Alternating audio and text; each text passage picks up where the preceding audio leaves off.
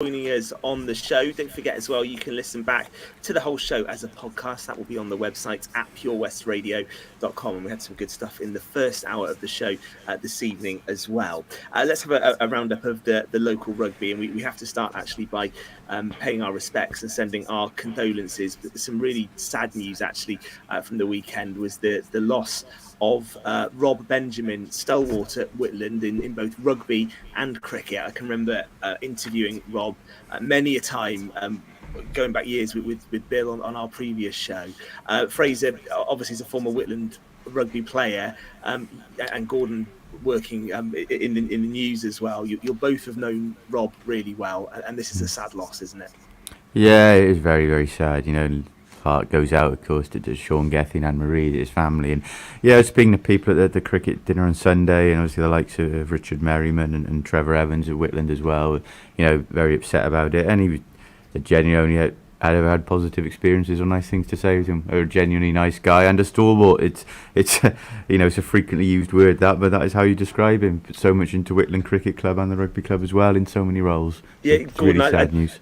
When I remember speaking to him with Bill, and clubs, rugby, cricket, football, they need people like Rob, don't they, to survive, because they give up their time and they work so hard. And without people like Rob, we wouldn't have clubs that we do across Pembrokeshire. He was a real soldier at Whitland. He did everything. He was involved in everything with the rugby, the cricket. He even played darts as well. I remember Rob as a young lad when I started with the West Wales Guardian. He worked for the Western Telegraph in the print unit there then, and he's a lovely character. He always had time to speak to you, and he was quite forthright as well, Rob. I'll never forget. He used to rub people up the wrong way, but once you got to know him, he's a great character. Great character. He wanted things done, perfectly, and he ran a ship as a work and in Whitland like clockwork. Everybody knew where they were when they were with Rob. He was a great announcer as well at the ground in the latter days. Fraser would have been playing then. I don't think he mentioned your name much because he didn't score any tries. But he depends if he did the substitutes. Yeah. No, but really, they are invaluable, those type of people, and Rob is up there with the very, very best. Yeah. And I mean the Kirk boys that I know and that generation. He'd be sorely missed by all those lads. He was a great character, and it's gone too young in my opinion. But there you go. Well, look, from us all at Pure West Radio, we send our condolences to Rob's family. Definitely. Whitland's game didn't go ahead as a mark of respect, but rugby did go ahead for all of our sides across Pembrokeshire over the weekend. It was cup action, wasn't it, for the majority of our sides? Narberth going down. They had a tricky home game, didn't they, with Pontypool Gordon? They went down, Yeah, they lost by 50 points, 24, but that's not a bad performance by Narberth, to be fair. Pontypool are a very, very strong unit, so that wasn't a bad result. Milford Haven had a big win in the Division 2 Cup. They won 40 points to 50. Fraser, I know you were busy this weekend. I don't know if you got down to see St David's. I was at St David's Tumble. I mean, look, there's a lot of scepticism around this WRU Cup. I actually feel a bit sorry for teams with this new group format. I mean, last year they localised groups and made sure everyone had 3 games, so that was different because there's no other rugby going on. Yeah. Now, for some teams, in your 22-game season, the last thing you want is 3 cup games, and you've got some teams, now St David's are one of them, I think, who are actually technically out of the competition, but still got to play a 3rd game they really don't need. So I do understand why certain clubs chose not to enter it. But yeah, it is, in Milford Haven's case, I think it might be useful. They wanted to win this season, so obviously going there and notching one in that sense, then in a game where they win under pressure might help. So it does serve a purpose, but I also feel a bit sorry for teams having to cram these fixtures in now. Yeah, definitely. Yeah. Okay, it was a busy weekend, Tom, down in Saundersfoot, wasn't it? We previewed on the show the World Rowing Championships. It was the sprint section over the weekend, and you got down to that. How was that in Saundersfoot? Because that sounded brilliant. Do you know what? It was really, really cool to witness it and to see the logistics around it. They'd never done it on a beach that was so tidal before. So the rowers have to row out 250 metres, which also happens to be the tidal reach of Saunders Foot. So they're having to move the start line 250 metres, reset all of the buoys, and you can just see them all doing it. It was like being on like a movie set. Everything just moving in tandem with the change of the tide. And you had the likes of Helen Glover competing.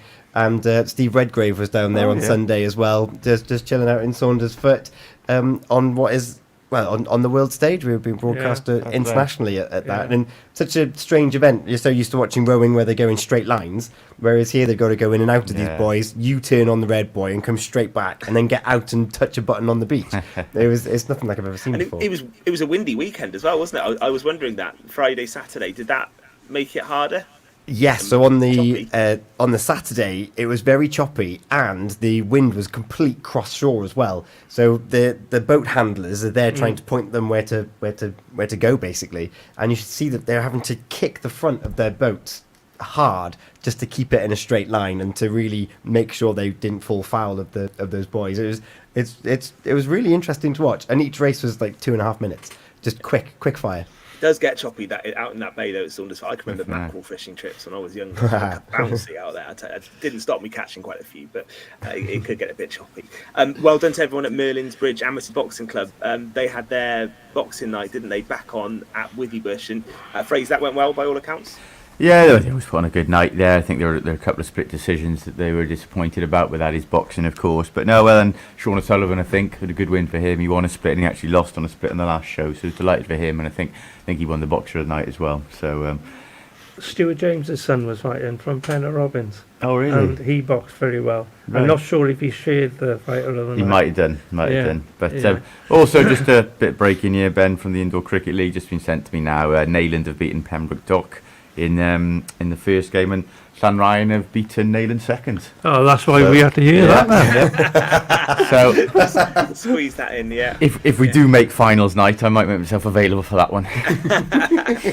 Great, you've just been rested again, haven't you, this Monday? Rested, mate, Absolutely. Liam Cullen, we should give a mention to. He came on for Swansea, couldn't help them get the result though, could he? Well, no, he's 4-0 by the time he came on in his defence. So, I don't think much blame attached to him, but good to see him return to the pitch, and timely as well with Joel Piro's red card. There's going to be shortage strikers now with the Cardiff game next Sunday, so he may yet start his first South Wales derby. It could be on the cards now. Joe Allen scoring in Lillian Park then, was it? That's right. But on that note, of course, a bit of concern about Joe now, not playing since September 17, isn't going to be playing against Reading tomorrow night. Wales' first World Cup game 5 weeks away, so they'll be a little anxious about that now. Yeah, Tuesday 29th November, I think, as well, is England-Wales, isn't it? England with a bit of a right-back crisis. So, I mean, a few weeks ago, we had about 7 right-backs, and they all seem to be getting injured. So, what are we thinking? We can maybe touch on this a bit nearer the time, but I'm a bit nervous about that one, that Tuesday Are you game. Really? Yeah. Are you sure? You shouldn't be. You've got the greatest players on the planet. So, we haven't got a chance against England. I think you're talking yourself down deliberately there, Gordon. Was it that obvious? Joe Allen would be a miss. He'd be a miss, wouldn't he? He'd be a huge miss. He'd be as critical as missing Ramsey or Bale. Yeah, 100%. He was the missing piece in those last matches. He's that important. Yeah, I'm sure you'll find a right back by then. Well, football's coming home after all. Good. It's coming home, mate. We did have a plethora of them not so long ago. I know. Yeah, a problem now. Listen, we're almost out of time. Enjoyed it as ever. I think there's going to be quite a bit more as we get nearer to the World Cup, so I look forward to that. Thank you very much, Tom, Gordon, Fraser. We will be back again next Monday at the same time. Make sure you join us 7 until 9. Live, of course, on the Facebook page between 8 and 9, as always.